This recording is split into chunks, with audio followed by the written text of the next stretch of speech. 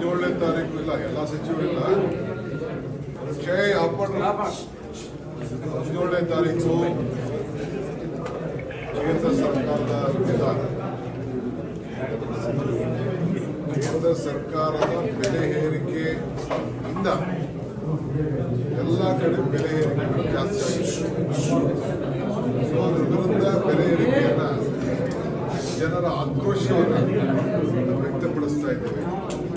ಹೇಳ್ತಾ ಇದ್ದೀವಿ, ನೀವು ಬೋರ್ಡನ್ನು ಚೇಂಜ್ ಮಾಡ್ಕೊಳ್ಳಿ.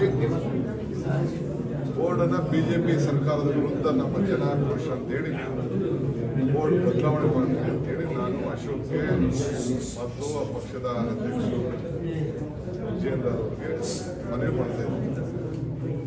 ಸೊ ಅವರು ಬೋರ್ಡ್ ಚೇಂಜ್ ಮಾಡಿಕೊಂಡ್ರೆ ಒಳ್ಳೇದು.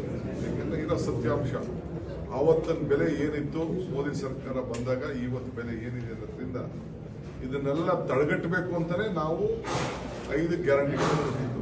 ಆ ಜನರಿಗೆ ಏನು ಸಹಾಯ ಆಗ್ತಿತ್ತು. ಈಗ ನೀವೆಲ್ಲ ಬಸ್ಸಲ್ಲಿ ಬಂದಿದ್ರಿ, ನಿಮ್ಮ ಮನೆ ಕರೆಂಟ್ ಬಿಟ್ಟು ಇವೆಲ್ಲ ಕೂಡ ಸಹಾಯ ಮಾಡಬೇಕು. ಹೆಣ್ಮಕ್ಳು ದುಡ್ಡು ಇವೆಲ್ಲ ನಿಮ್ಗೆ ಅನುಕೂಲ ಆಗದೆ ನಾವೆಲ್ಲ ಕೊಟ್ಟಿದ್ದೇವೆ.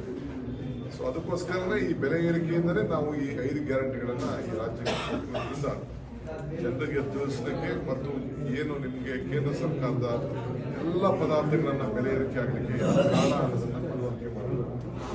ಆ ದೃಷ್ಟಿಯಲ್ಲಿ ಎಲ್ಲ ಮೀಟಿಂಗ್ ಮಾಡಿದ್ದೇವೆ. ಮಿನಿಸ್ಟರ್ಗಳಿಗೆ ನಾವು ಪ್ರತಿ ಜಿಲ್ಲೆನೂ ಹಮ್ಮಿಕೊಳ್ತೀವಿ. ನೆಕ್ಸ್ಟ್ ಈಗ ರಾಜ್ಯ ಮಟ್ಟದಲ್ಲಿ ಒಂದು ಕಾರ್ಯಕ್ರಮ ಫ್ರೀಡಂ ಪಾರ್ಕಲ್ಲಿ 12ನೇ ತಾರೀಕು ಇಟ್ಕೊಂಡಿದ್ದೀವಿ.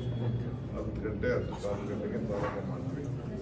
ಸೊ ಆ ದೃಷ್ಟಿಯಿಂದ ಎಲ್ಲರೂ ಕೂಡ ಜಿಲ್ಲೆಯವರಿಗೆ ಕಾರ್ಯಕರ್ತರಿಗೆ